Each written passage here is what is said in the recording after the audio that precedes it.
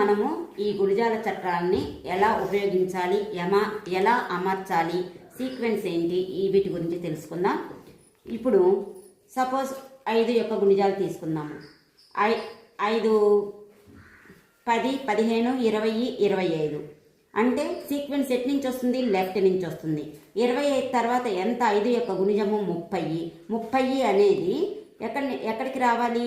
25 పైకి రావాలి. ఏకకాలంలో 20కి పైన 25 రావాలి, 30 రావాలి. ఏకకాలంలో కలర్స్ కూడా సెట్ అవ్వాలి. 30, 35, 40, 45, 50, 55. 55 తర్వాత 60 రావాలి.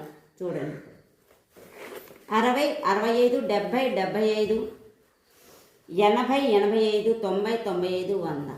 ఈ రకంగా మనము గీతలు సెట్ చేసుకుంటూ సీక్వెన్స్ చూసుకుంటూ ఈ గుణిజాల చట్టాన్ని మనం ఉపయోగించుకోవడం తెలిసింది.